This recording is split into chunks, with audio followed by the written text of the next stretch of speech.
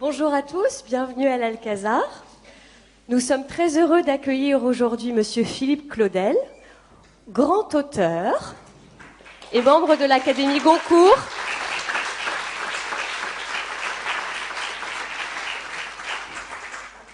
Pour sa deuxième année d'existence, le Festival Eau des Beaux Jours nous a encore gâtés en termes d'auteurs et renouvelle le genre de la rencontre littéraire en y apportant des touches novatrices, de grands entretiens, en karaoké littéraire, en concert dessiné. Cette programmation 2018 a enchanté les équipes des bibliothèques et je le suppose également tous les lecteurs que vous êtes. Pour ce grand entretien d'aujourd'hui, je vous en prie, vous pouvez vous asseoir. J'attends, moi. Nous avons le plaisir d'accueillir la toute jeune librairie Pantagruel. La table des libraires sera à votre disposition dans le foyer dès la fin du grand entretien. Merci à Fabienne, Nadia, Julie, Myriam, j'en oublie, toutes les équipes du festival. Nous espérons que cette collaboration qui a été fertile perdurera dans le futur. Merci d'être là, surtout à nos si beaux jours, pour venir aux beaux jours. Merci d'être là et de soutenir ce beau festival littéraire. Donc le grand entretien avec Philippe Claudel. Donc Philippe Claudel... Là vous m'entendez?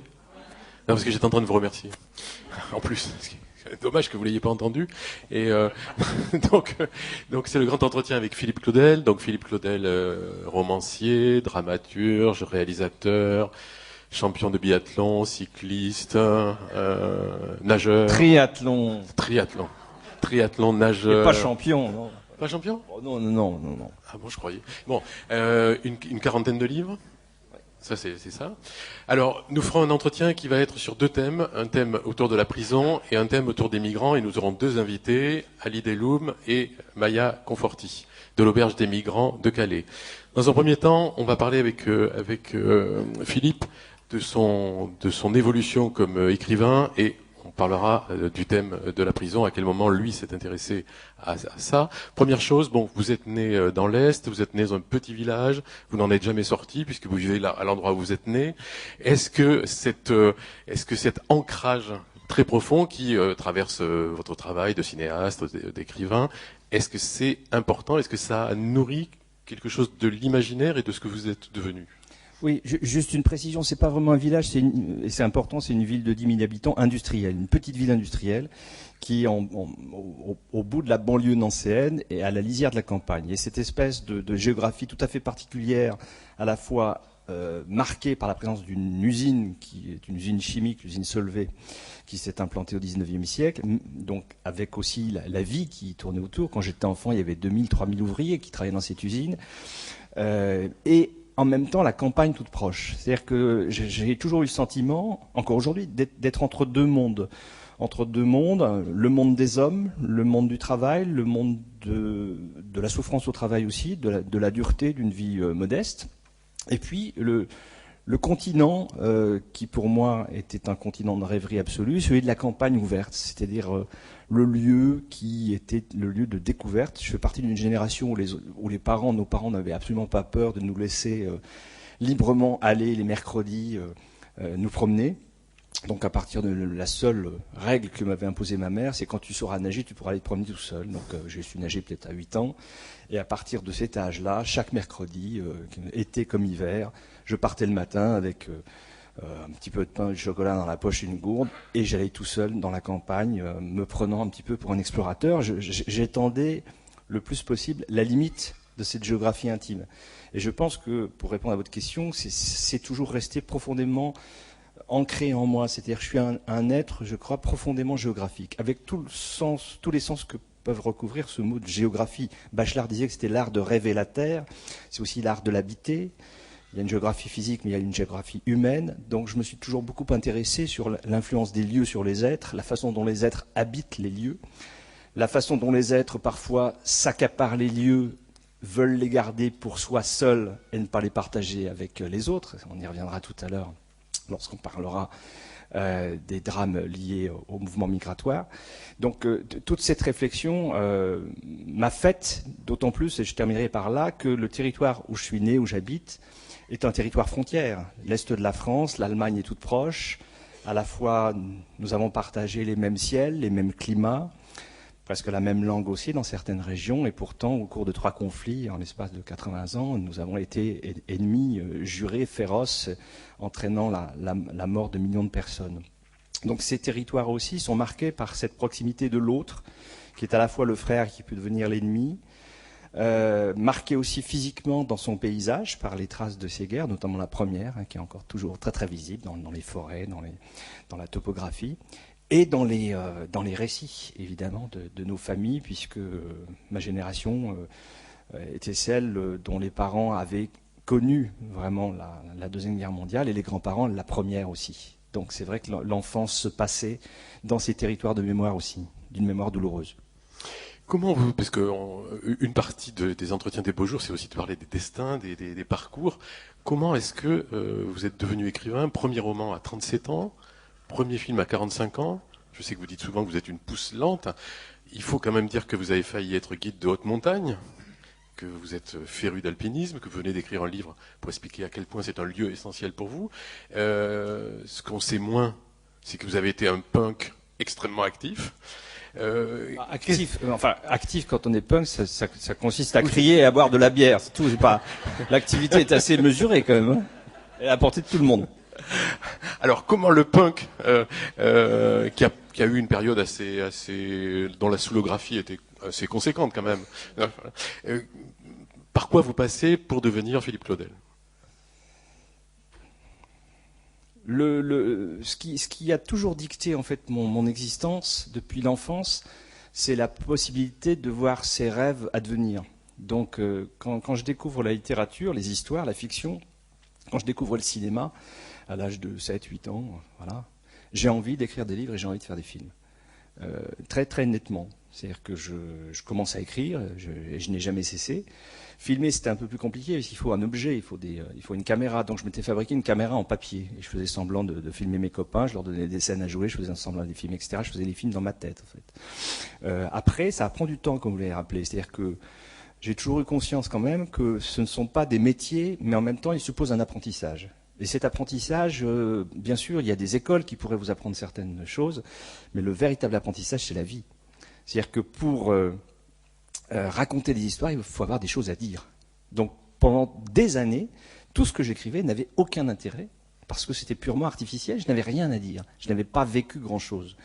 Le premier roman publié, c'est à 37 ans, mais il a été précédé par je ne sais pas combien de romans écrits, qui me paraissaient absolument géniaux quand je les écrivais, et puis quand je les relisais le lendemain, enfin quand je relisais les pages le lendemain, j'étais consterné.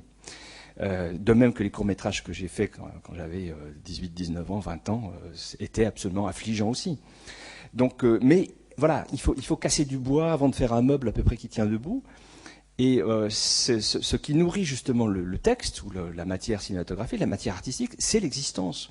Donc il faut se raboter à la vie, il faut aimer, il faut souffrir, il faut pleurer, il faut s'enthousiasmer, il faut rencontrer des gens, il faut regarder les autres.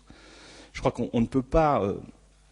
on ne peut pas vivre seul, mais on ne peut pas écrire seul non plus. C'est-à-dire que l'écrivain qui serait dans une tour d'ivoire, ignorant du monde et n'étant pas dans le monde, me paraît condamné à produire une œuvre purement formelle et un petit peu stérile. Donc voilà comment on devient soi-même. C'est pas seulement Philippe Claudel, c'est tout le monde. C'est-à-dire qu'on traverse des expériences de vie, et puis à un moment, l'écrivain, c'est celui qui essaye de dire cela et essaie d'utiliser sa sensibilité pour exprimer à la fois des émotions ou des révoltes. Et je terminerai par cette allusion que vous faites à une période turbulente comme ça. Le mouvement punk, c'est 78, j'ai 16 ans, donc voilà, c'est aussi générationnel. Hein. Mais ce qui m'intéressait dans ce mouvement-là, c'est qu'il y avait une sorte de révolte qui est bien sûr la révolte adolescente, poussée à son extrême, dans cette espèce de rejet d'un système, de hurlement constant, d'attitude marginale. Mais cette sauvagerie, en fait, le fait de ne pas se contenter de l'ordre du monde et de l'ordre des choses, c'est quelque chose qu'on a toutes et tous à un moment dans notre existence. De même que la capacité d'imagination, on l'a également toutes et tous. Et l'école, quand on est petit, nous encourage à utiliser cette imagination. Mais curieusement, la vie adulte, ensuite, laisse de côté cette imagination qui n'est quasiment jamais utilisée, sauf dans certains corps de métier, mais ils sont plutôt marginaux. Donc, on abandonne cette puissance humaine qu'on a tous en nous d'imagination, alors qu'elle pourrait être assez féconde, finalement, dans beaucoup de domaines. Et puis, la sauvagerie, elle est aussi rabotée par l'existence. Et finalement, on est dans un monde qui arrondit les angles et qui n'utilise plus, ou en tout cas ne favorise plus, cette espèce d'élan de scandale, d'amour, de passion, de remise en question, de remise en cause. Et je terminerai par là. L'écriture ou l'activité artistique m'a permis, en tout cas à moi, de vivre cette sauvagerie et cette marginalité. Parce que finalement, l'écrivain, c'est un marginal accepté et acceptable. Donc c'est à la fois quelqu'un qui est hors norme, dans une sorte de vie qui est classée, et en même temps, on le tolère, ce marginal-là, parce qu'il a ce statut qui reste, même si la lecture, parfois on se dit, bon, est-ce qu'il y a encore des lecteurs, est-ce que le livre durera, etc. L'image de l'écrivain reste toujours curieusement une image qui fascine. C'est-à-dire que, regardez, vous avez énormément de femmes et d'hommes qui ont formidablement réussi dans leur domaine d'activité, mais qui sont obsédés par le fait d'écrire un livre. Et ça m'a toujours étonné, comme si c'était une sorte de consécration ultime d'écrire un livre, cet objet de papier assez étrange qui est une belle au bois dormant, en fait, qui n'existe qu'à partir du moment où une lectrice ou un lecteur le réveille.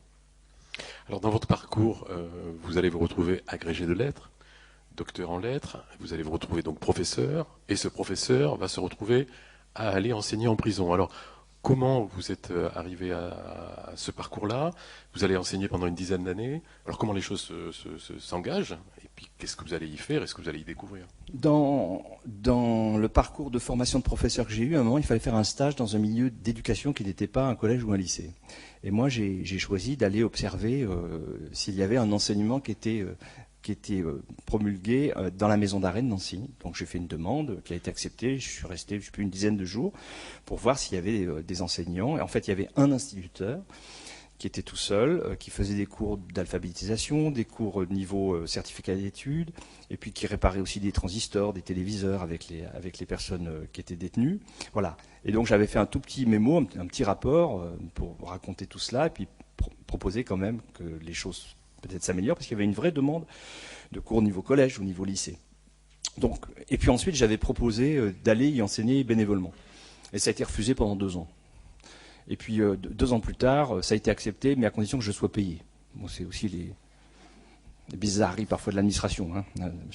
Donc, mais ça correspondait à la création de ce qu'on a appelé les lycées pénitentiaires, les unités d'enseignement pénitentiaire, etc. Donc en 88, et de 88 à 2000, j'ai donc, en plus de mon travail dans les collèges et lycées, enseigné en prison à raison de, ça dépendait des années, 5, 6, 7, 8 heures par semaine. Alors vous avez écrit un livre qui s'appelle Le bruit des trousseaux, qui est une série d'instantanés de votre expérience en prison. Et vous dites à un moment, cette expérience en prison, enfin le travail en prison, m'a changé humainement. En quoi ça vous a changé? Oui, parce que alors je vais utiliser un terme que j'utilise beaucoup depuis 2-3 ans. Pour parler du monde carcéral, je parle de la ville invisible. La prison est là, mais on ne la voit pas. On ne la voit pas, on ne la connaît pas, ou on ne veut pas la connaître, ou on la connaît mal. La ville invisible, pourquoi? Parce que vous avez peut-être vu le dernier chiffre hier, il y a 70 633 personnes qui sont détenues en France, à la fois prévenues et condamnées. Donc 70 633 personnes. Vous ajoutez 40 000, 50 000 personnels de l'administration pénitentiaire, surveillants, administratifs, etc. Vous arrivez à un chiffre qui est celui d'une ville importante française. Et pourtant, cette ville-là, on ne la voit pas. Elle est là, elle est diffuse, elle est fantasmée, elle est inquiétante pour certains, elle est la solution pour d'autres. On en parle beaucoup sans vraiment la connaître. Et le fait d'y être allé longuement, d'avoir fréquenté des hommes et des femmes qui étaient détenus, parfois pour des courts moments, parfois pour des périodes beaucoup plus longues, le fait de ne jamais avoir arrêté depuis 2000 d'y retourner, enfin sur des prétextes ou d'autres, des invitations de détenus, des invitations de personnel, des rencontres pour les films, pour les livres, m'a fait m'intéresser, oui, de très près à cet univers, et avec la volonté aussi de le faire mieux connaître. Parce que, justement, il devient un objet fantasmatique parce que le cinéma aussi passe par là. Et le cinéma en donne constamment une vision caricaturale, même avec les meilleures intentions du monde. Donc je pense qu'il y a un travail citoyen à faire, de façon à ce que nous tous, nous connaissions cet univers, et que nous travaillions aussi à le rendre à la fois plus humain pour tout le monde, c'est-à-dire pour les personnes qui y sont détenues comme pour les personnes qui y travaillent, et puis pour réfléchir aussi au fait qu'il faudrait aller vers une décroissance carcérale, puisqu'on est un pays qui incarcérons énormément. Quand j'ai arrêté en 2000, il y avait 50 000 personnes détenues, 70 000 aujourd'hui. La population française n'a pas grimpé parallèlement à ce chiffre. Vous voyez, donc la prison est souvent une réponse, une variable d'ajustement émotionnel, hein, dès lors qu'il y a une affaire terrible, tragique, soit terroriste, soit autre. Les voies politiques s'en emparent pour manipuler un petit peu nos peurs et nous faire croire que voilà, la seule solution, c'est d'enfermer des gens et puis que tout ira mieux. Or, en fait, on sait que c'est faux. On sait aussi que plus on construit des prisons, pour des motifs, comment dirais-je, acceptables ou non, c'est-à-dire que certains hommes politiques proposent de construire des prisons pour des motifs sécuritaires, d'autres pour des motifs humanitaires, parce que certaines sont vétustes, les conditions d'incarcération sont médiocres, et c'est un euphémisme. Mais dans les deux cas, plus on construit, plus on remplit. C'est mathématique. C'est-à-dire qu'on n'a jamais laissé des prisons vides, hein. Donc la solution, qui paraît peut-être un peu provocante, mais c'est de déconstruire, hein, c'est de fermer des établissements et de réfléchir à d'autres solutions pour que les personnes condamnées purgent des peines, mais selon d'autres modalités, et puis peut-être aussi qu'on incarcère moins en préventif, parce que là aussi c'est quelque chose qui est utilisé de façon un peu systématique, et parfois, sans doute, dans un bon nombre de cas, la personne pourrait tout à fait être à l'extérieur, peut-être avec un régime qui permettrait de s'assurer de sa place et du fait qu'elle peut être consultée et interrogeable à tout moment, mais pas forcément d'incarcérer. À 45 ans, donc je l'ai dit, vous avez fait votre premier film qui s'appelait Il y a longtemps que je t'aime, et qui était sur ce thème de la prison, plus exactement sur la sortie de la prison. Et je voudrais qu'on fasse venir Ali Deloum, que vous avez souhaité inviter aujourd'hui. Voilà, vous prenez un micro. Et donc Philippe Claudel, vous allez nous présenter, vous allez nous dire qui... Bonsoir. Voilà. Et alors, Ali Deloum, on a une longue histoire en commun, puisque avec Ali, on s'est rencontrés à la maison d'arrêt de Nancy, justement. Alors peut-être qu'il a meilleure mémoire que moi, mais c'est dans les années tout début 90. 91, voilà. Donc ça nous rajeunit un petit peu. J'étais professeur et Ali était détenu à la maison d'arrêt. J'étais un habitant de la ville cachée dont a parlé Philippe. Et on s'est connus, comme il a dit si bien, en 91. Il était professeur à ce moment-là. Moi, je passais, j'avais la prétention de passer le bac. Et puis on s'est rencontrés dans son contexte-là, où il m'a donné des cours, où nos conversations souvent ont débordé le cadre scolaire. On a parlé de la prison, bien sûr. Mais c'est à ce moment-là où on a parlé beaucoup de lecture, où il m'a fait découvrir un autre univers, où moi je me suis approprié la lecture et pour avoir les outils, pour aller à la conquête de soi, pour repartir, en fait pour avoir des outils tout simplement pour lutter de manière plus efficace en prison. Et c'était une manière aussi d'avoir cette pulsion de vie que la pénitentiaire déteste si bien. Et voilà quoi. Enfin, je ne suis pas très habitué à ce genre d'exercice, alors j'espère que vous serez indulgent avec moi. Oui, alors ce qu'Ali ne dit pas, c'est que effectivement, il est devenu un lecteur, mais il l'était déjà, hein, c'était pas forcément grâce à moi, mais disons que ça a conforté un petit peu peut-être son désir, il est devenu un grand lecteur, il l'est toujours. Il a passé le baccalauréat en prison et il l'a obtenu. Et puis surtout, il a passé de longues années en prison, puisqu'on a quasiment le même âge, 56 ans, et tu as passé la moitié de ta vie en prison. Oui, 28 ans. Oui. Et pour tout dire, je suis encore en liberté conditionnelle jusqu'en 2019. Voilà. Mais voilà, ça se passe bien, quoi, pour l'instant. Donc, tu es sorti il y a un an. Un an, oui. Et je voulais dire une chose avant de te laisser la parole, et puis que tu nous parles plus précisément de cette longue expérience. C'est que Ali est la seule personne que je connaisse qui, après avoir purgé une peine aussi longue, est comme il est, c'est-à-dire fort, droit. Le monde carcéral ne l'a pas brisé. C'est très très rare ça, parce qu'une longue incarcération affecte physiquement, mentalement, c'est presque inéluctable. Donc je me souviens que quand on s'est connus, j'avais déjà été frappé par cette force mentale qu'il avait. Et je pense que c'est sans doute une des raisons pour lesquelles tu as pu traverser ces années quand même très longues. Quand on parle de 28 ans, prenons un peu conscience de ça. On ne pourra jamais en prendre conscience, mais essayons quand même de nous projeter. C'est un monde qui, même, il ne faut pas non plus le dépeindre complètement négativement, mais c'est un monde forcément qui renvoie à des notions d'espace et de temps qui ne sont pas les nôtres et qui affectent profondément l'être humain. Donc généralement les personnes, mais ça tu peux en parler mieux que moi, c'est vrai que les personnes qui ont passé des longues peines sont quand même marquées physiquement, marquées dans leur corps, dans leur esprit, et ont un mal fou presque à retrouver le dehors quand elles le retrouvent. Ce qui n'est pas ton cas. C'est vrai, on a l'habitude de dire pour les longues peines qu'on ne sort pas de prison, mais qu'on sort avec la prison. Et c'est une vérité. Je peux en témoigner, mais en même temps, ça peut paraître paradoxal, mais sortir le plus indemne de prison, c'est être dans la révolte continuelle. C'est-à-dire que moi, à un moment donné, j'avais fait mienne la phrase de Victor Hugo qui disait que ceux qui vivent, ce sont ceux qui luttent.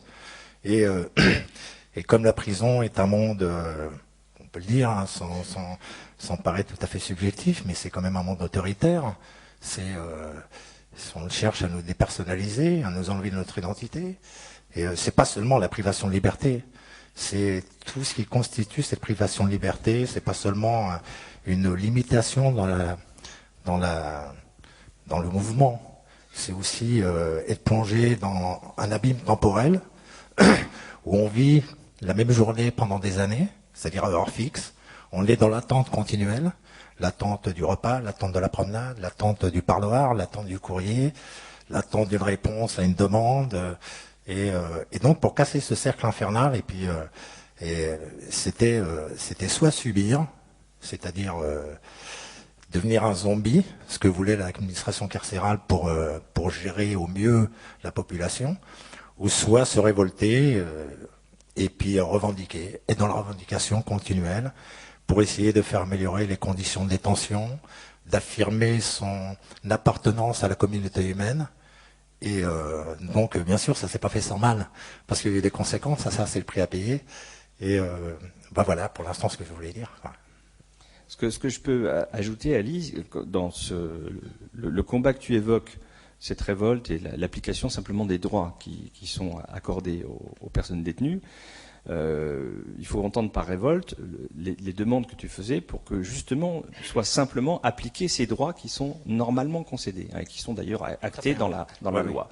Et le paradoxe, si vous voulez, c'est que même en demandant ce qui est exigible, en l'occurrence, eh bien, place des personnes comme Ali et d'autres dans une catégorie tout à fait particulière qu'on appelle les détenus particulièrement surveillés, qui sont donc, comme leur nom l'indique, sous une vigilance plus accrue de la part de l'administration pénitentiaire, et qui voient systématiquement rejeter tous les aménagements ou toutes les réductions de peine qui pourraient leur être accordées. C'est ça un petit peu le paradoxe.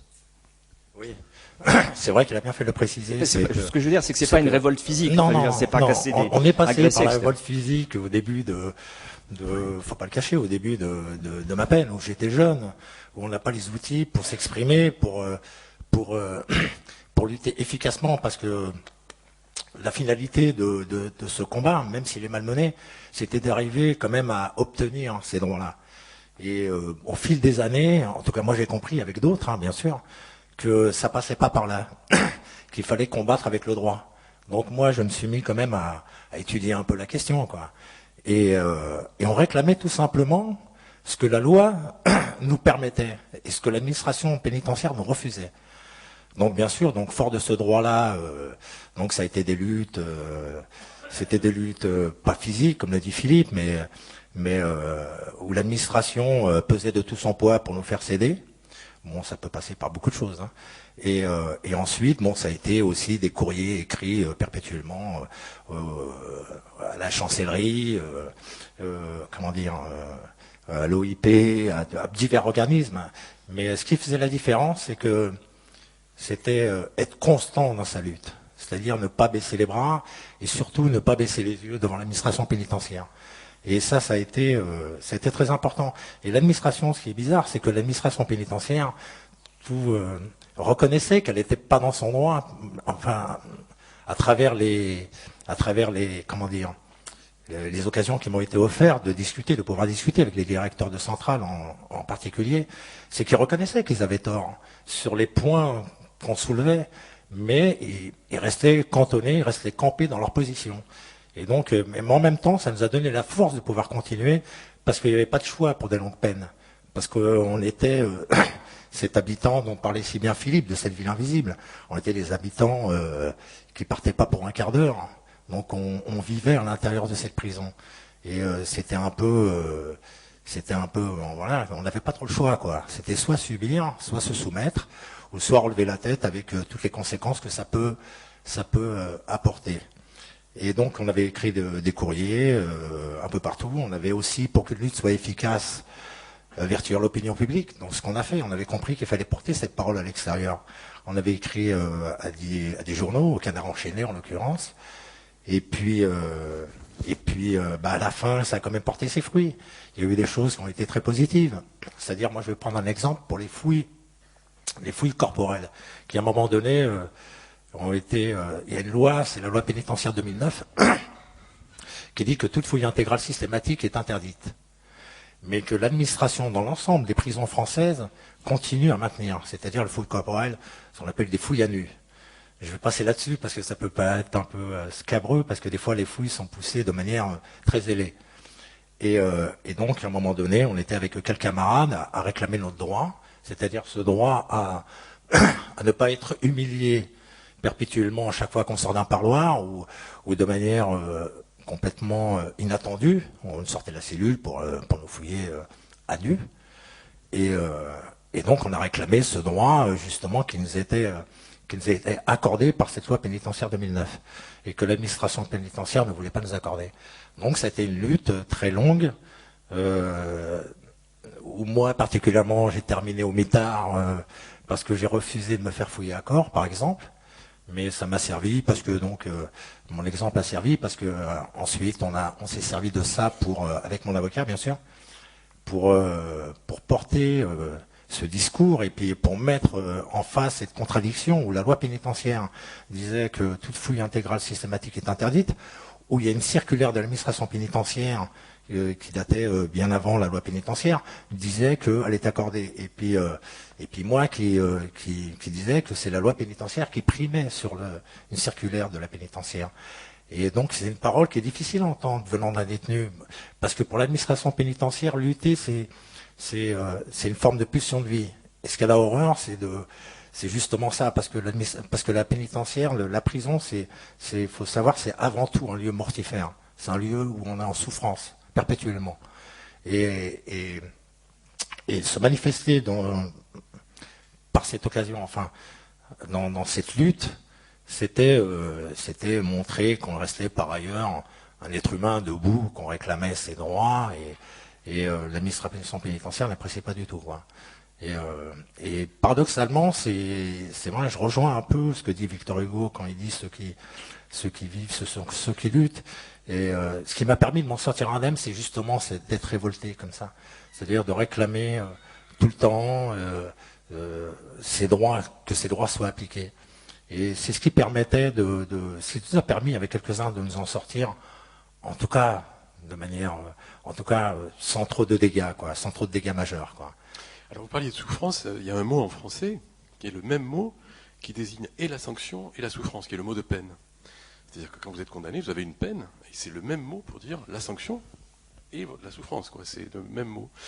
Quand vous êtes sorti, puisqu'on parlait tout à l'heure de la sortie, comment vous êtes sorti, quoi? Parce que j'aimerais que Philippe nous parle d'une anecdote. Tu avais rencontré un ancien détenu dans les rues de Nancy que tu connaissais bien et... Oui.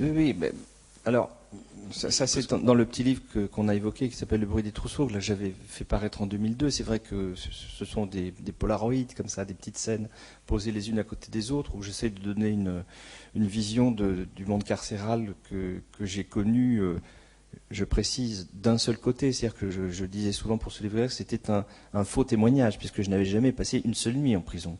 Donc évidemment, je ne pouvais en parler que comme un visiteur qui savait qu'en y entrant, il allait en sortir quelques heures plus tard, ce qui change quand même complètement les choses. Mais c'est vrai que dans cette vie, il m'arrivait après de retrouver des personnes que j'avais connues en prison, dans la rue, par hasard. Généralement, la plupart du temps, c'était tout à fait sympathique, chaleureux. Je précise une chose quand même, c'est que, et Ali le sait, pendant toutes les années où j'ai enseigné là-bas, je ne montrais pas mes émotions ou ce que je n'étais pas là pour juger. J'étais un professeur, donc j'étais pas un surveillant, j'étais pas un avocat, j'étais pas un magistrat. Je faisais mon travail de professeur. J'avais des sentiments comme chaque être humain vis-à-vis des personnes que je rencontrais, détenues. Mais je faisais mon travail. Et par exemple, on se tutoie maintenant avec Ali, on ne s'est jamais tutoyé en prison. On avait des rapports extrêmement chaleureux parce que c'est vrai que Ali me renvoyait un miroir, on a le même âge. Il y avait ce goût des livres et souvent moi-même, je me disais, mais il aurait pu être à ma place et moi à la sienne. Et ça me troublait énormément, le fait que des parcours de vie aient pu m'amener là où j'étais et l'ait amené là où il était lui. Donc c'est ce qui a créé aussi une proximité avec le temps après. Mais pour revenir à ce que vous disiez, Jean-Claude, une fois, ça m'avait frappé, c'est vrai, je vais spontanément devant quelqu'un que je retrouve dehors et avec lequel j'avais eu très très bon rapport professionnel, enfin dans les cours. Cette personne avait été libérée et puis je vais le voir pour lui serrer la main, pour lui dire bonjour. Il la prend, mais avec une certaine gêne, et puis il me dit assez vite une phrase, je cite de mémoire, mais c'était pas tout à fait celle-là, mais prof, parce que bon, les détenus appellent l'enseignant prof, la prochaine fois, je préférais que vous ne me reconnaissiez pas. Et là, j'ai compris que j'avais, qu'il y avait cette difficulté à retrouver le dehors, et surtout cette volonté d'oublier ce moment d'incarcération.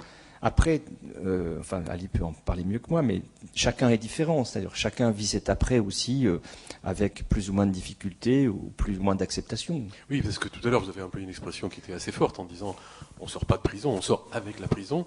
Alors comment ça s'est passé pour vous et comment vous en êtes sorti, à tous les sens du terme Moi, je suis passé déjà par on m'a accordé une semi-liberté.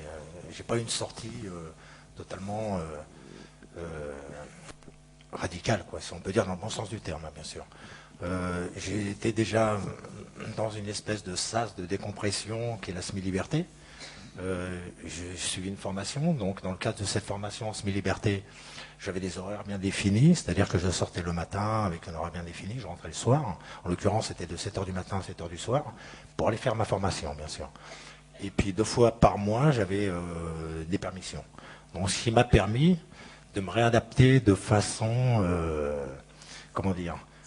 de façon homéopathique, mais il me semble maintenant avec du recul que c'était nécessaire, quoi.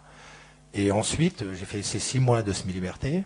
Ensuite, on m'a, je suis passé directement de la semi-liberté à la liberté conditionnelle.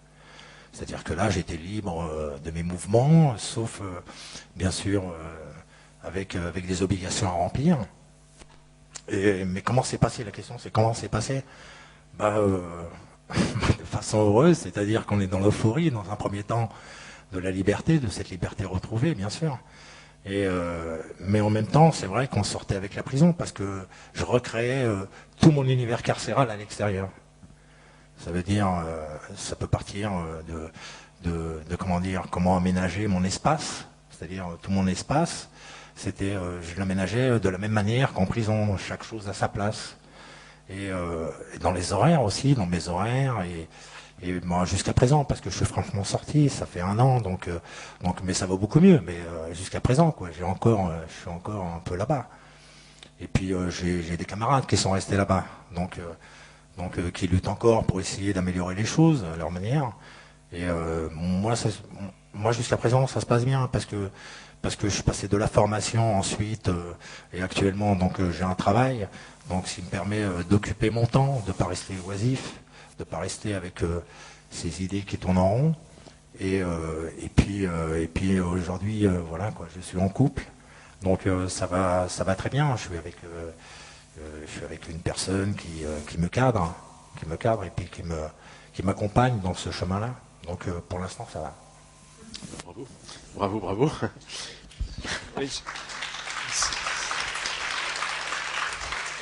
Juste peut-être deux petites choses pour terminer. Enfin, on pourrait en discuter bien sûr encore très très longtemps, mais deux choses. J'avais demandé au président de la République de me recevoir pour évoquer les prisons. Donc c'était il y a quelques mois et il m'a reçu en tête à tête pendant 1h30. Ça m'a permis de lui dire un petit peu toute cette expérience que j'avais pu avoir et puis cette fréquentation assez longue. Lequel président? L'actuel. Faut qu'il y en a plusieurs. Non, mais je savais pas de quelle période tu parlais. Ah oui, non, c'était récent. Et je dis ça pourquoi? Parce que c'est pas du tout pour dire que c'est parce que j'ai téléphoné à Ali le matin même et je dis écoute Ali, si tu rencontrais cet après-midi le président de la République, qu'est-ce que tu aurais à lui dire en quelques mots sur la prison? Et ça me paraissait important de dire ce que j'avais moi à dire, mais de faire comme ça le relais. Je trouve qu'il y a des choses parfois un peu miraculeuses qui peuvent exister. C'est-à-dire que soudain, par personne interposée, Ali, qui a passé 28 ans en prison, a dit des choses au président de la République, ce qui arrive quand même assez rarement, quoi. Donc, je peux te laisser la parole parce que c'est vraiment important ce que j'ai pu lui dire grâce à toi. Moi, je m'en souviens, j'étais au travail. Ouais, il m'a téléphoné, on m'a dit si tu devais rencontrer. Tout en me disant que, voilà, il me lançait une parole comme ça en l'air, mais je ne me doutais pas qu'il allait véritablement rencontrer le président de la République. Qu'est-ce que tu lui dirais sur les prisons? Bon, j'ai réfléchi parce qu'il y a tellement de choses à changer. Donc, les priorités, c'était aussi faciliter l'accès aux familles, à la culture. C'était les peines, la longueur des peines, la lourdeur des peines.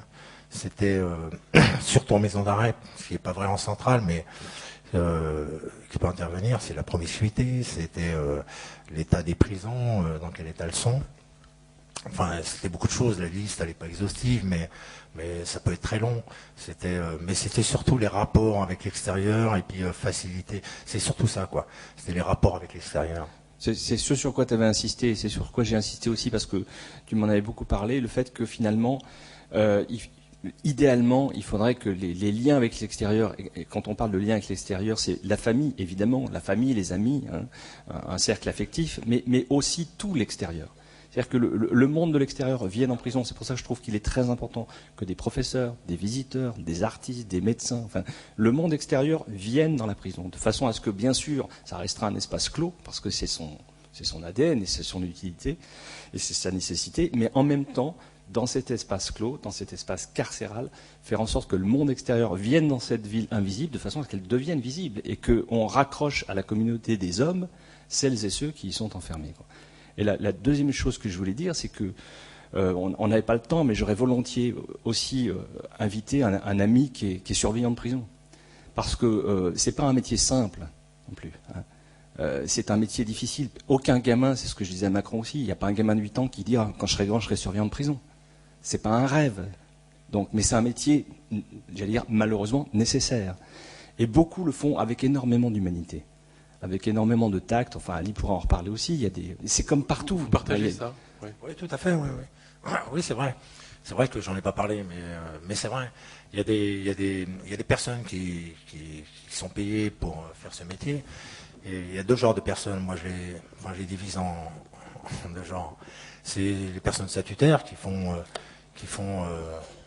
leur métier de façon, correcte, qui sont avec les détenus, qui sont là, voilà quoi. Qui ont même une approche, s'ils n'étaient pas surveillants, on aurait pu boire un verre avec, sans problème, quoi.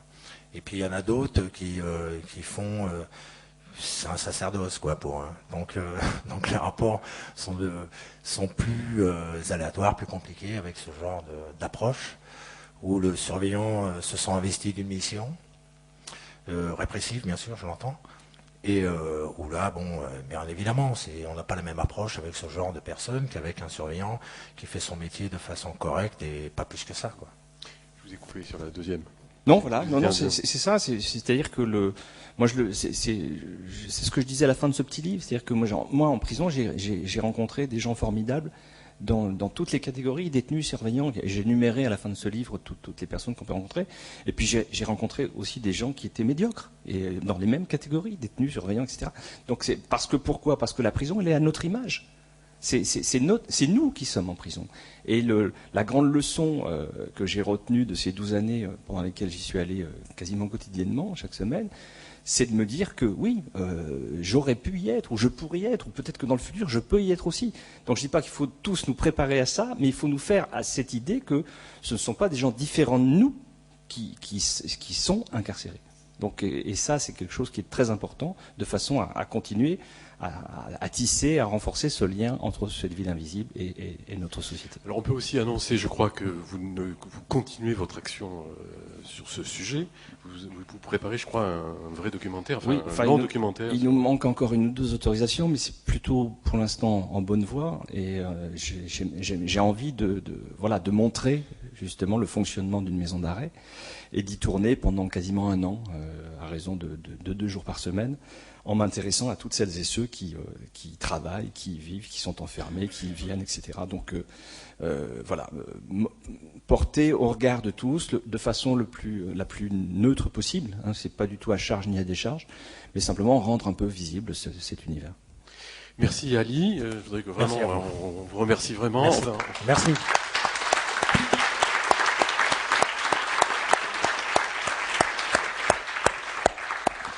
On va faire une petite transition avant d'accueillir Maya Conforti. On va regarder, comme vous êtes aussi cinéaste, on va regarder un bout de votre dernier film qui était Une enfance, et on va regarder un petit extrait et après on fait venir Maya.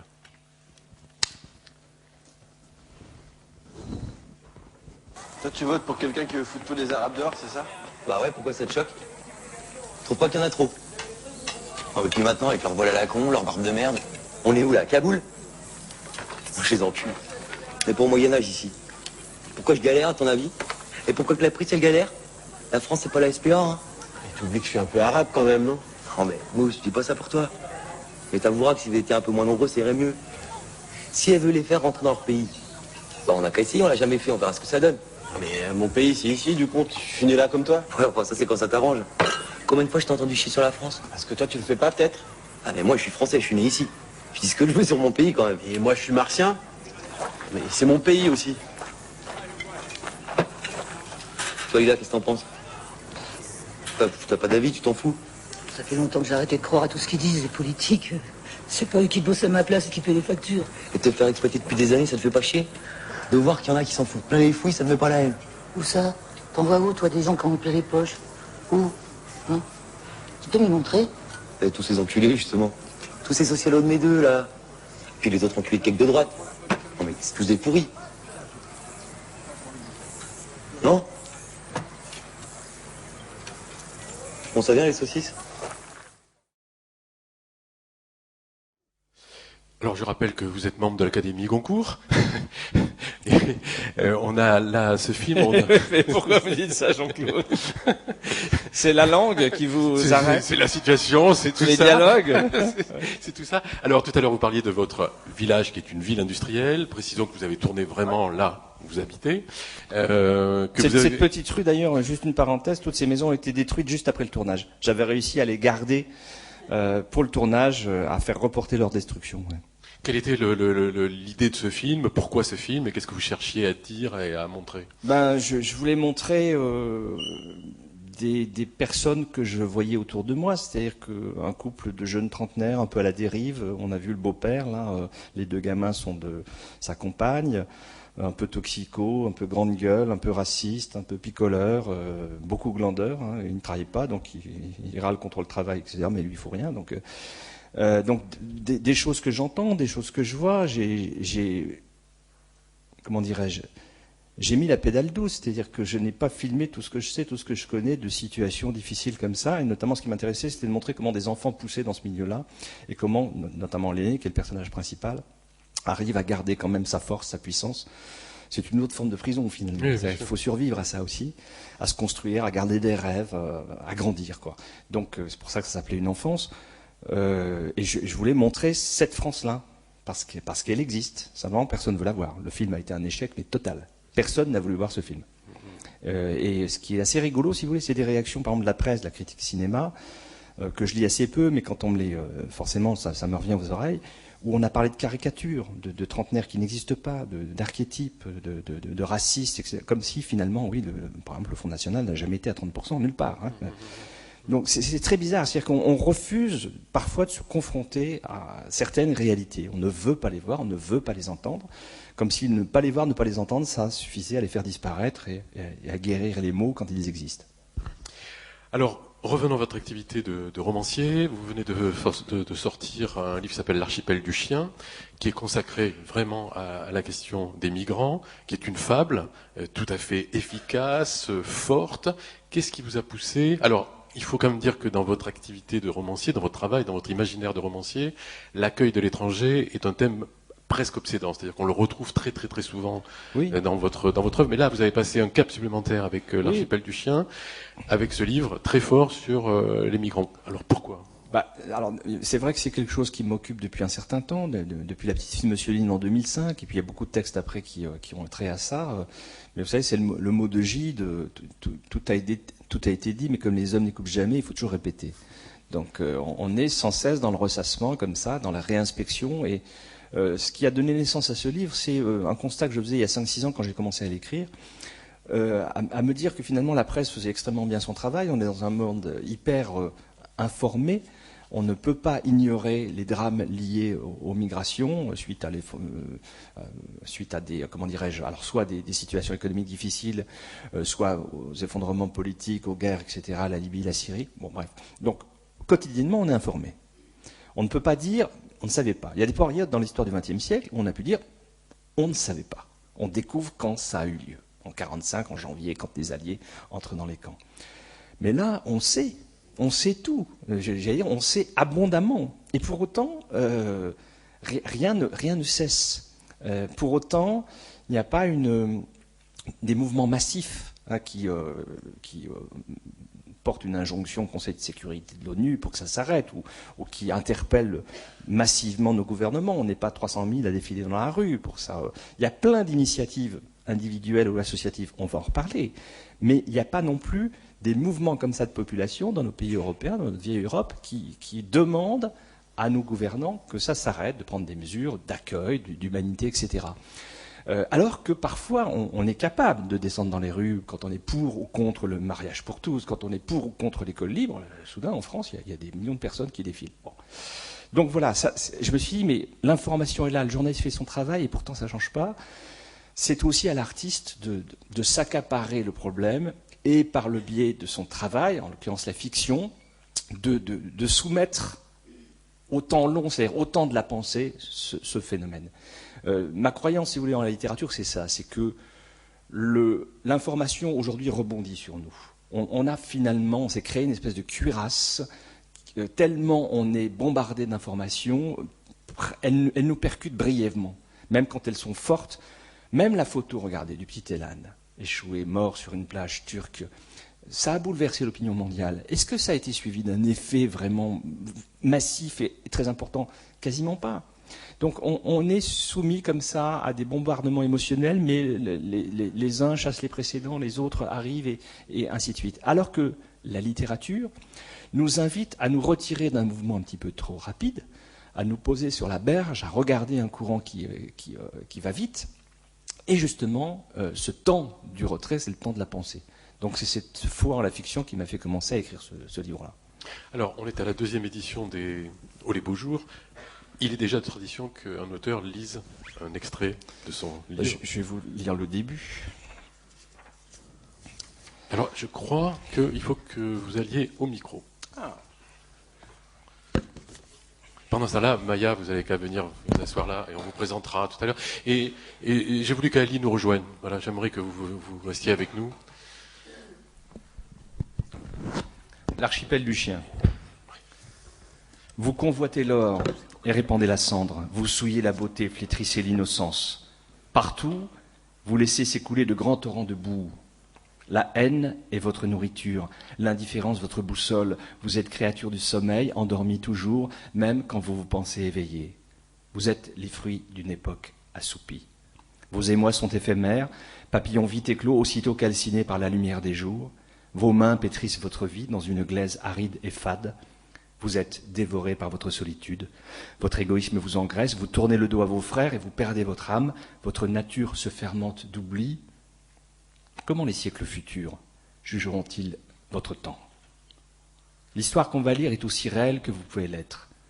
Elle se passe ici comme elle aurait pu se dérouler là. Il serait trop aisé de penser qu'elle a eu lieu ailleurs.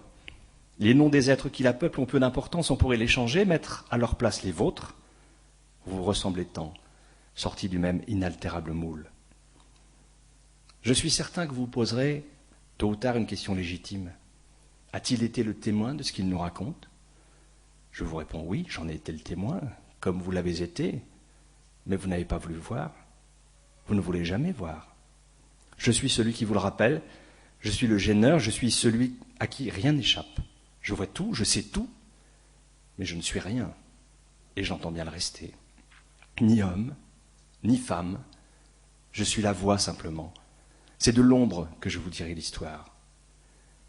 Les faits que je vais raconter ont eu lieu hier, il y a quelques jours, il y a 1 an ou 2, pas davantage. J'écris hier, mais il me semble que je devrais dire aujourd'hui. Les hommes n'aiment pas l'hier. Les hommes vivent au présent et rêvent de lendemain. L'histoire se passe sur une île quelconque, ni grande ni belle, guère éloignée du pays dont elle dépend, mais qui en est oubliée, et proche d'un autre continent que celui auquel elle appartient, mais qu'elle ignore, une île de l'archipel du Chien.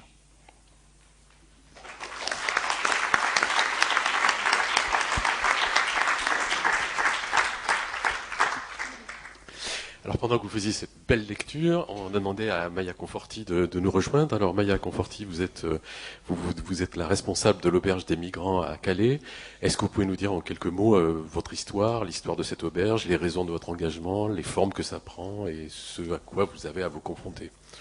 Oh, d'abord, je ne suis pas la responsable, une des responsables. Trop de travail. Moi, ce qui me frappe beaucoup de parler de ce qui se passe des migrants avec les migrantes, c'est de vous avoir entendu tous les deux parler de la prison et de voir à quel point le problème est similaire. À Calais, on s'est occupé de la grande jungle de Calais, ce qu'on appelle la grande jungle de Calais, qui a eu jusqu'à 10 000 habitants et qui était aussi une ville quelque part invisible avec des gens dont personne ne voulait s'occuper, sauf ceux qui ont pu venir comme des visiteurs de prison quelque part.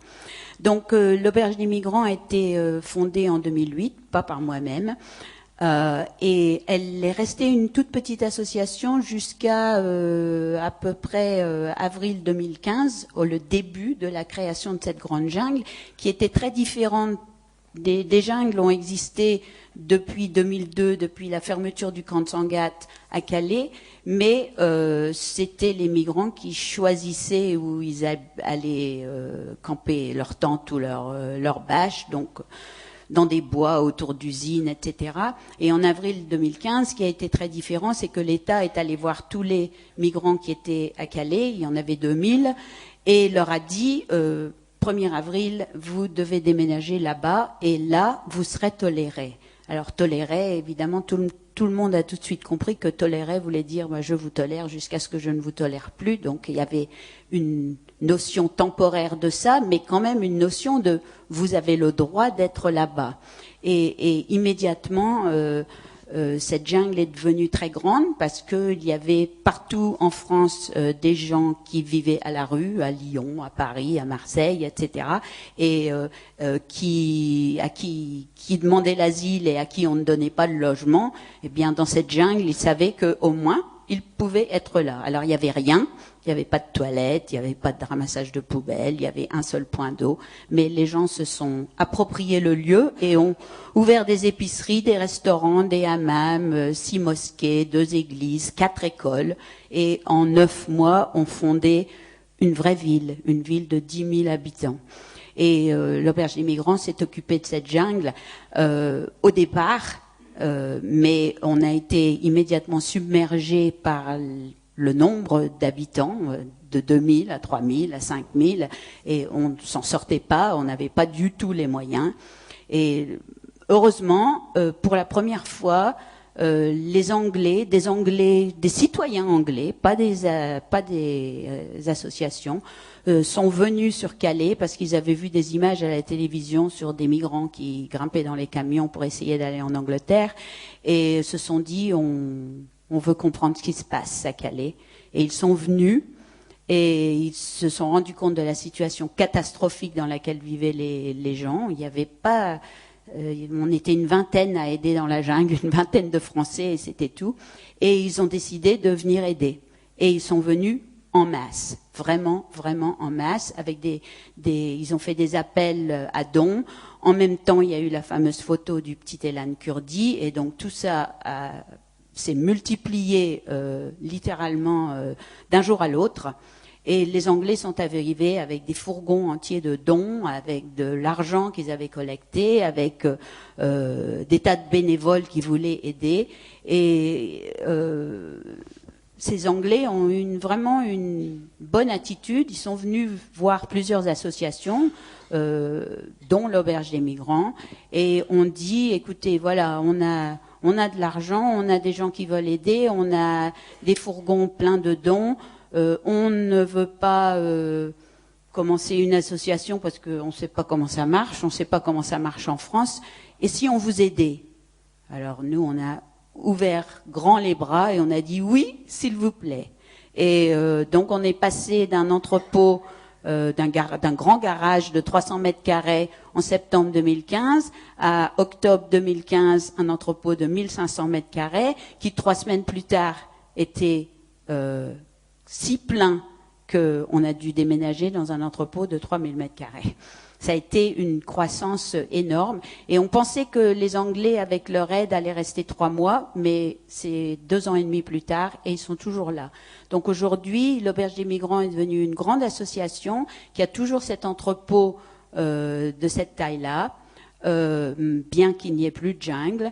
Et sous lequel travaillent 8 associations, dont plusieurs associations britanniques, une autre association française qui s'appelle Utopia 56, qui est originaire de Bretagne. Et donc on est en partenariat étroit avec les Anglais. Alors il n'y a plus de jungle à Calais, il y a encore 700 réfugiés, migrants, exilés, j'utilise le nom... pour moi, tous ces 3 mots sont synonymes, sont des gens qui migrent et qui ont une raison de migrer, qu'elle soit économique ou pas économique. Donc, pour moi, c'est 3 mots identiques. Et donc, mais qui, par contre, vivent dans une situation bien plus catastrophique que du temps de cette grande jungle de Calais, puisque dans cette grande jungle, au moins, c'était un bidonville, mais c'était une ville avec tout ce dont une ville peut avoir besoin et qui avait été créé par les réfugiés eux-mêmes et par une collaboration aussi entre citoyens et réfugiés. Et avait été le côté assez extraordinaire de la chose, c'est que c'était pas du tout un camp de réfugiés, c'était une collaboration entre citoyens et réfugiés. Et c'était un endroit très riche, qui avait évidemment ces grandes difficultés, je ne l'idéalise pas, mais c'était un endroit qui avait du potentiel. Aujourd'hui, la situation est catastrophique. On a 700 personnes à Calais et 1000 personnes à Grande-Synthe, qui viennent d'être expulsées, mais ça c'est une autre histoire, qui vivent sous les ponts, à la rue, et constamment pourchassés par la police. Il faut savoir que depuis le mois d'octobre dernier, il y a eu à peu près 140 démantèlements.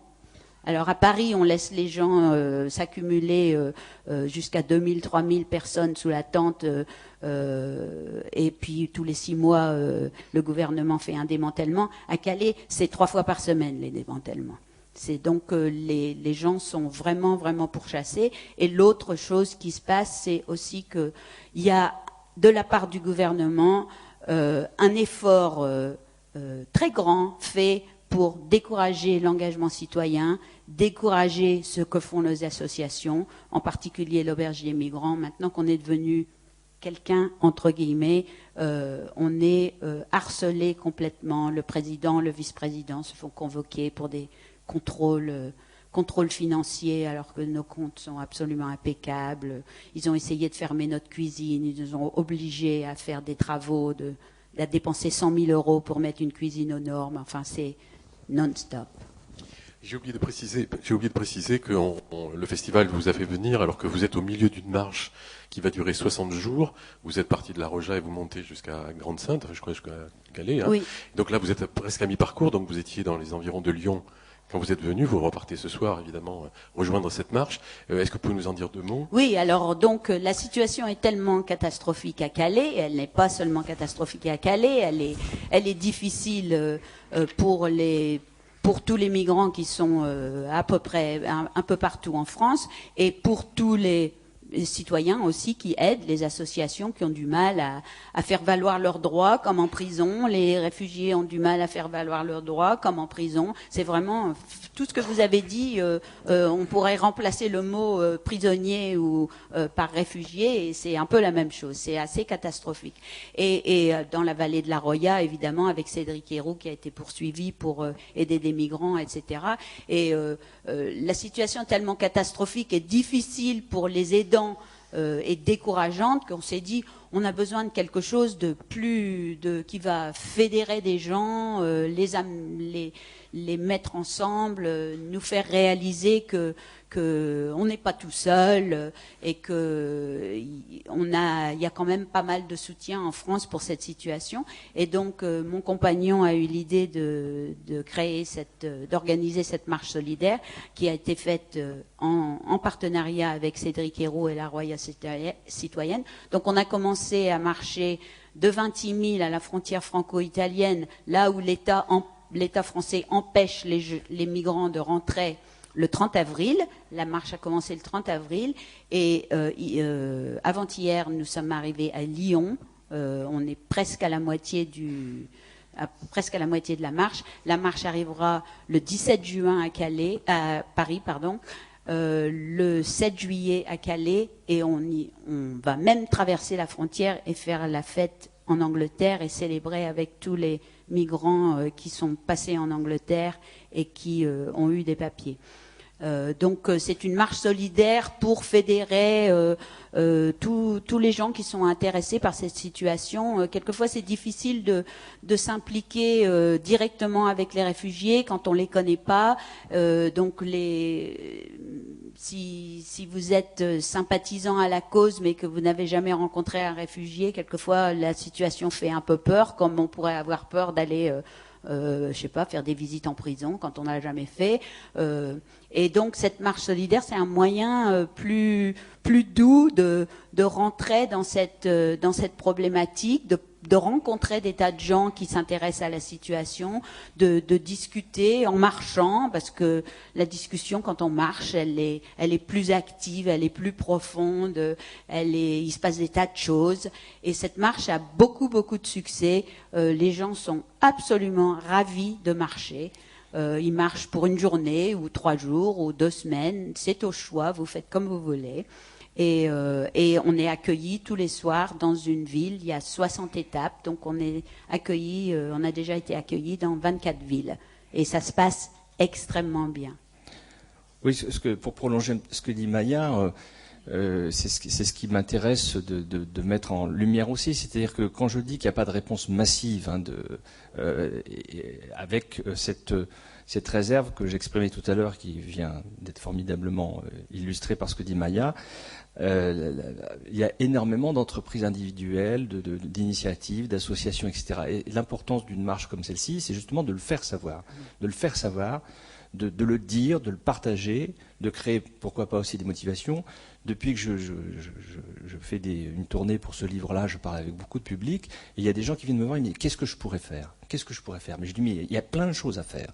Il ne faut pas imaginer qu'on vous demande d'accueillir demain chez vous 3 personnes pendant 15 jours. » Mais donc il y a des gens qui font des cours d'alphabétisation, il y a des gens qui aident sur des démarches administratives, il y a des gens qui fournissent des vêtements, qui font la cuisine. Je me souviens d'un couple à Tours, quand je passais à Tours, qui me disait que durant tout l'hiver, ils allaient tous les 2-3 jours à la gare de Tours parce qu'ils s'étaient aperçus qu'il y avait des jeunes migrants mineurs qui arrivaient complètement paumés à Paris, qui prenaient un train, qui arrivaient à Tours, ils parlaient pas français, ils étaient là transis. Ce couple, eh bien, les hébergeait une nuit, les nourrissait, les réchauffait. Le lendemain, prenait contact avec les services sociaux, les services de protection de l'enfance, etc., et mettait en place des procédures administratives. Donc, il y a une association, il y en a plein. À Lagny, il y en a une qui s'appelle Une Terre pour tous, où vous avez des bénévoles comme ça qui, pareil, donnent du soutien en termes de cours, d'alphabétisation, de soutien aux démarches administratives. Il y a SOS Méditerranée, enfin pour les plus connus. Mais il y a aussi des simples citoyens, des simples citoyennes. Et ce qui est important, c'est de faire savoir que ces personnes ne sont pas seules.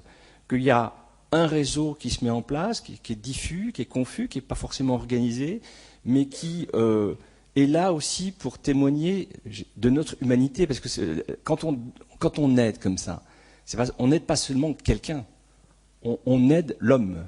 C'est-à-dire qu'on est dans un exercice de l'humanité. Le métier le plus difficile à faire, c'est le métier d'homme. Et ce genre de choses, justement, c'est le métier d'homme. C'est un devoir. Et le paradoxe, c'est que vous avez parfois des États ou des structures ou des administrations qui nous empêchent de le faire. On parle de la France, mais la Belgique, moi j'étais en Belgique aussi il n'y a pas très longtemps, où vous avez des menaces qui pèsent aussi sur des citoyens qui essayent d'aider, qu'on chicane, qu'on embête, qu'on contrôle, etc. Tout est fait pour créer une sorte de peur, de façon à ce que les gens ferment leurs portes, quoi. Donc voilà, plus on en parle, plus on en discute, parce que c'est aussi déjà important. Plus ça se sait, plus ça nous rend fiers aussi, parce qu'il faut être fier aussi de ces actions quand ce sont de belles actions. Et plus ça conforte aussi, et ça donne peut-être l'idée et l'espoir à d'autres d'agir dans le même sens.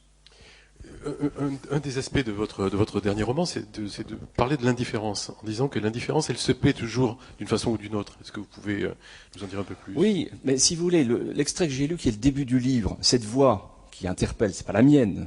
Moi, je suis quelqu'un comme tout le monde, je ne me permettrai jamais de juger qui que ce soit. C'est une voix qui vient un peu de nulle part. C'est une voix, ça peut être un archange, ça peut être une sorte d'être désincarné, ça peut être la voix du cœur antique, puisque c'est un livre qui se construit aussi pas mal avec des références à la fois à l'Odyssée, mais aussi à la tragédie antique. Dans la tragédie antique, vous aviez le cœur. Le cœur, il était là sur scène, il commentait l'action des hommes. Les hommes s'entre-déchiraient, étaient en proie à les passions, et le cœur était souvent constitué de vieux citoyens ou d'hommes sages, etc., avait un discours mesuré et commentait l'action des hommes. Ce qui m'intéressait dans cette interpellation, c'est de proposer au lecteur de sortir de son époque, et voire même de son espace, et de se regarder avec, j'allais dire, distance. À un moment, vous avez cette phrase, « Comment les siècles futurs jugeront-ils votre temps ?» Quand on fait l'histoire, on regarde vers le passé, on regarde dans le rétroviseur, et on examine des événements historiques avec notre mesure, notre distance, notre vision dépassionnée.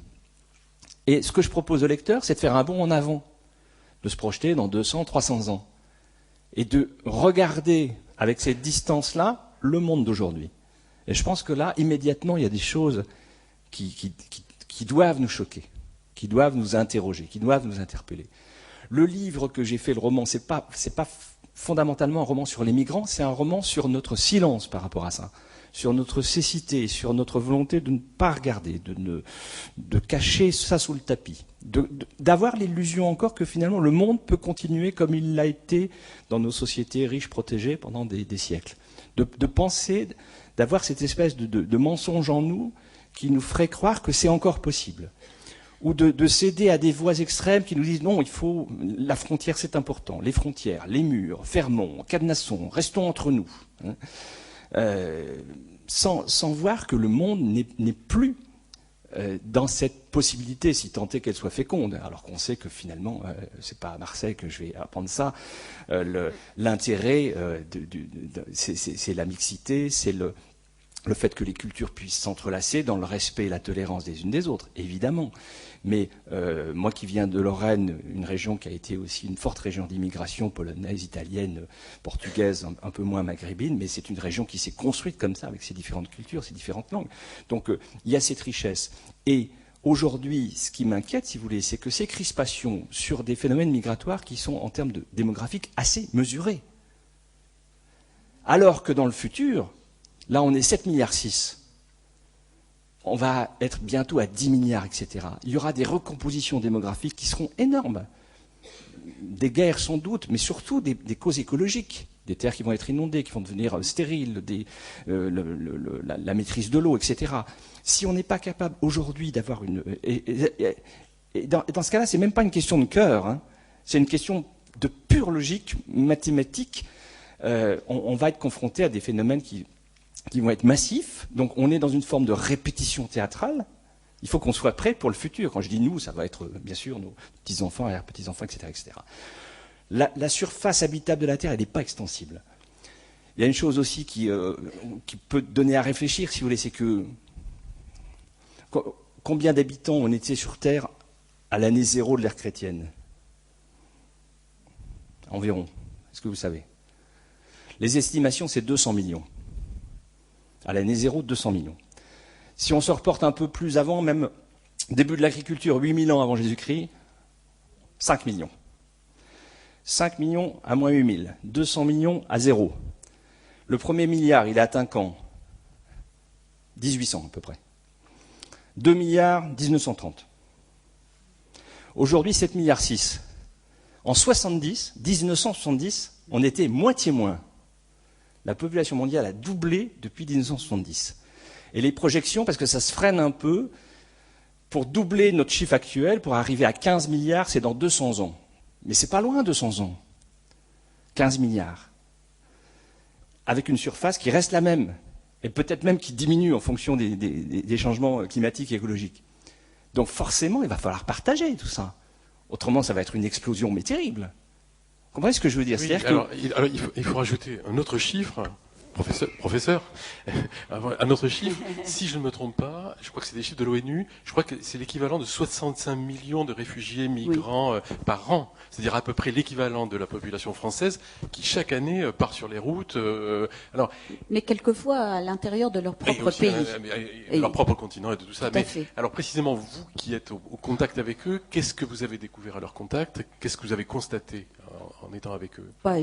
C'est en effet la rencontre personnelle avec ces personnes qui viennent de Syrie, de Libye, d'Érythrée, d'Afghanistan, etc. Une fois qu'on les rencontre, on se rend compte qu'ils sont absolument pas différents de nous. Ce sont des gens qui ont d'immenses qualités, d'immenses compétences et aussi quelques défauts, comme nous tous. Quand on fait cette rencontre personnelle, la nationalité, la couleur, la religion, tout ça perd complètement de son importance.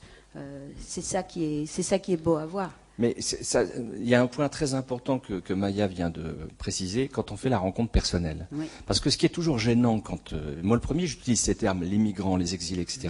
On est sur une masse informe, sans nom et non individualisée. Et c'est ça qui est gênant, c'est-à-dire que la personne disparaît. J'essaye un peu de le dire parce que c'est dans le livre, les personnages utilisent ça, mais ils n'ont pas de nom. On ne sait même pas d'où ils viennent. Donc il y a 3 cadavres qui s'échouent un matin sur cette île, 3 cadavres de jeunes hommes noirs. On ne connaît pas leur nom, on ne connaît pas leur identité, on ne connaît pas leur famille, on ne connaît pas leur religion, on ne connaît pas leur pays d'origine. Donc quelque part, ils n'existent pas. Et d'ailleurs, il y a la tentation de les escamoter. Oui, mais ils vont être escamotés. C'est-à-dire qu'ils ne sont même pas traités après leur mort de façon humaine, puisqu'on décide de ne pas les inhumer. On s'en débarrasse, on les cache. Mais c'est ça qui est important, c'est-à-dire que quelque part, ces termes génériques sont pratiques parce qu'ils nous empêchent de penser que ce sont des gens comme nous. D'ailleurs, à Calais, c'était toujours leur répétition. C'était on est des êtres humains comme vous. C'était leur revendication. Voyez-nous comme des êtres humains, comme probablement les personnes dans les prisons aussi que l'administration pénitentiaire voit comme des numéros ou des personnes à écraser. C'est vrai que à Calais, on voit ça continuellement. Un État qui écrase ces personnes, qui refusent de les considérer comme des personnes à part entière. Mais une fois qu'on fait leur rencontre, toutes ces barrières tombent en fait. Toutes ces barrières tombent. Et moi, c'est ça qui est bien dans cette marche solidaire. Alors souvent, sur la journée, on a des demandeurs d'asile qui marchent avec nous pendant la journée. Ils ont été amenés par des associations qui nous accueillent dans les villes et qui donc ont demandé à certains demandeurs d'asile s'ils voulaient marcher avec nous. Et alors là, c'est du coup dans la marche la rencontre d'un Soudanais, d'un Ivoirien ou d'un Syrien hein, etc. On a même aussi deux réfugiés statutaires, donc qui ont eu leur papier pour 10 ans, qui sont étudiants à Lille, à l'université de Lille, qui habitaient dans la jungle de Calais, dont un Iranien qui fait un long métrage de toute la marche. Et c'est là qu'on a l'occasion aussi de faire tomber des préjugés et de se rendre compte que tous ces migrants qui arrivent, il y en a de tous les genres. Il y a des médecins, il y a des avocats, il y a des cinéastes. Ça n'est même pas des pauvres, c'est souvent des gens de la classe moyenne d'ailleurs. Est-ce que vous avez perçu des analogies entre ce que raconte Maya et ce que vous avez connu? Oui, forcément. Merci. Oui, forcément. Oui, mais je voudrais dire, on peut être qu'admiratif, non seulement admiratif, mais aussi solidaire de ce genre de démarche, de cet engagement de Maya. Oui, forcément, bien sûr, il y a des points communs, bien sûr. Comme les laissés pour compte, cette partie invisible dont on a parlé. Et oui, mais forcément, mais c'est honorable comme démarche. Moi, je peux que... Bah oui, mais pas plus honorable que celle de Philippe qui a été donné des cours de français en prison. Quelque part, c'est vraiment le même genre de démarche et avec une population qui est rendue invisible. Et aujourd'hui, on a un État qui cherche à faire disparaître le problème et à le rendre invisible tout le temps. Et c'est complètement inefficace, ça coûte un prix fou. Et ça n'arrange absolument pas le problème. On déplace le problème d'un endroit à l'autre sans arrêt. On force les gens à se déplacer, mais comme l'État ces personnes restent, elles ne font que bouger, se poser ailleurs et bouger encore et se poser ailleurs. Et leur difficulté de demander l'asile aujourd'hui avec des réglementations dont je ne vais pas parler maintenant, il y a des tas de gens qui sont en France qui aimeraient demander l'asile et qui ne peuvent pas demander l'asile à cause de réglementations européennes. Et on fabrique des sans-papiers qui vivent à la rue. Cette situation, c'est catastrophique parce que ça nuit à l'économie de la France, ça nuit au bien-être de la France en général, alors que ce sont des gens qui pourraient contribuer à la société. Précisément, est-ce que vous pouvez témoigner de cet aspect qui est assez peu soulevé, qui est la richesse éventuelle que ces réfugiés pourraient apporter en termes d'intelligence, de volonté, parce que la plupart veulent s'insérer, la plupart veulent vraiment. Est-ce que vous pouvez nous expliquer justement cette dichotomie entre tout ce qu'ils portent en eux, parce que c'est d'abord des éléments de survie, et ce que le pays par lesquels ils traversent pourrait utiliser cette richesse? Qu'est-ce que vous pourriez dire de ça? Toutes ces personnes n'ont qu'une idée, c'est de s'intégrer à la société et d'avoir une famille, d'avoir un travail et de contribuer à la société. On a bien vu ça dans la jungle de Calais où justement, dans cet endroit où ils étaient tolérés, en fait, l'État, pendant de longs mois, on va dire 9 mois, a laissé faire les choses sans rien dire. Et qu'est-ce qui s'est fait? Mais les migrants, les réfugiés qui étaient là, ont immédiatement fait usage de ce lieu comme un lieu pour développer leur petite entreprise, alors pour ouvrir une épicerie, pour ouvrir un restaurant, pour ouvrir un lieu pour se laver, etc. Parce que là où ils voyaient un besoin, ils ont créé une solution. Donc on a bien vu qu'ils avaient l'esprit d'entreprise.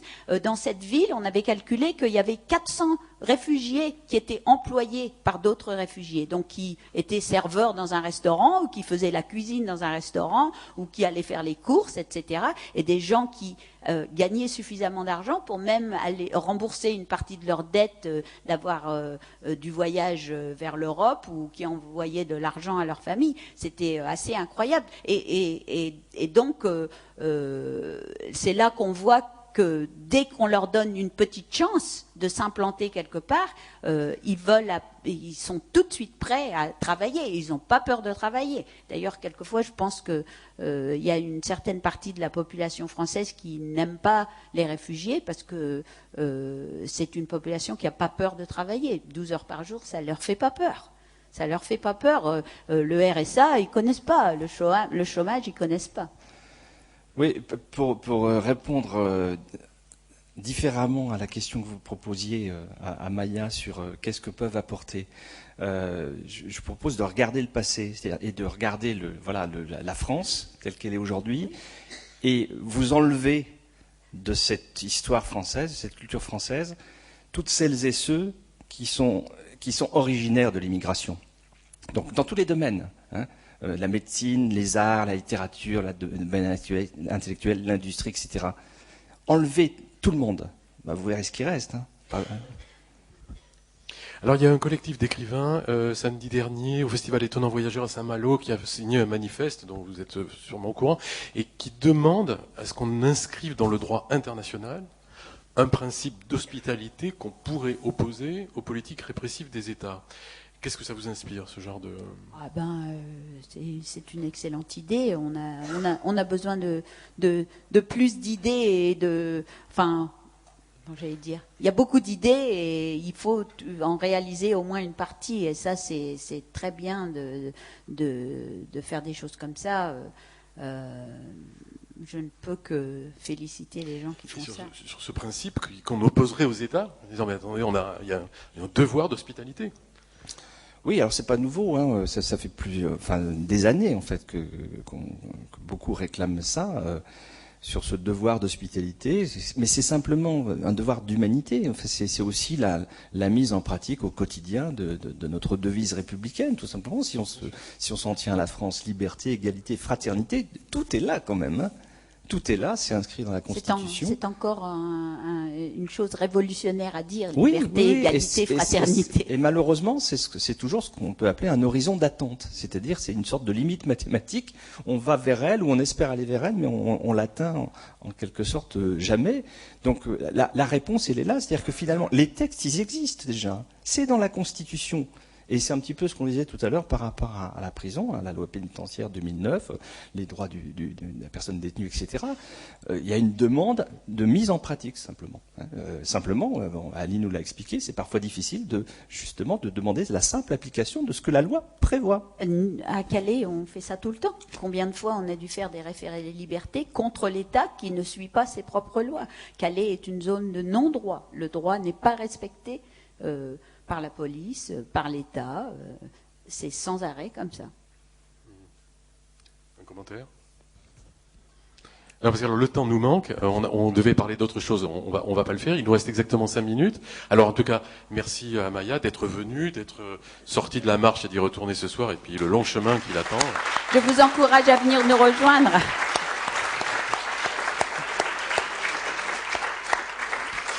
Alors on avait un dernier aspect en moins de 5 minutes à traiter. Philippe Claudel doit nous lire un texte qu'il a rédigé pour l'exposition sur l'or au Mucem. Et je trouve que c'est une façon aussi de vous dire, voilà, la vie continue, le festival continue, et donc vous pourrez aller voir l'exposition sur l'or au Mucem. Je crois qu'il faut que vous alliez au micro. Un texte que j'ai appelé Golden Silence. Au ciel, les mains ouvertes, les dents, les mots d'une langue, le corps d'or entortillé, bruissant. Les mots d'une langue au ciel sourd qui ne la comprend pas. La langue, entre les dents qui poussent, arrache à la gorge les mots d'une langue que le ciel ne comprend pas. Le corps d'or, pas plus que les mains aussi ouvertes au ciel noir et sourd, étoiles qui ne comprennent pas. De la langue poussée par la langue arrachée à la gorge, et le sel vient aux lèvres, et l'eau sous le ciel d'étoiles comme un seau de fer noir, troué d'une volée de plomb qui tombe dans le corps bruissant d'or. Dans la gorge, écorche la langue avec le sel et l'eau, partout de l'eau, autour et dans la gorge, et le cri se mêle à l'eau sous le ciel, troué de plomb, qui ne comprend pas.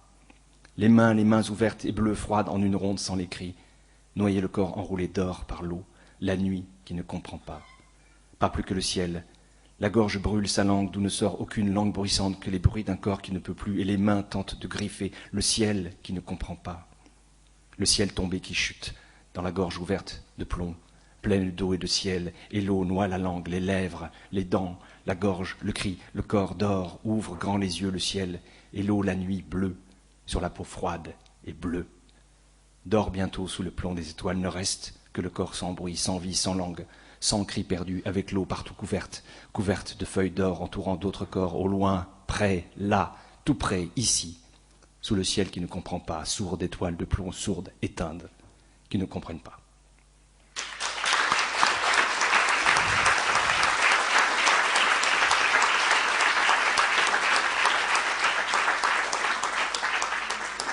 Bien, merci. Il nous reste à remercier Philippe Claudel pour cette très belle contribution, son témoignage.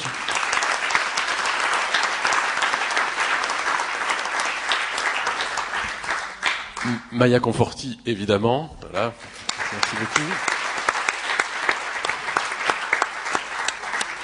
Et Ali Deloum, et vraiment vous remercier tous les trois pour la...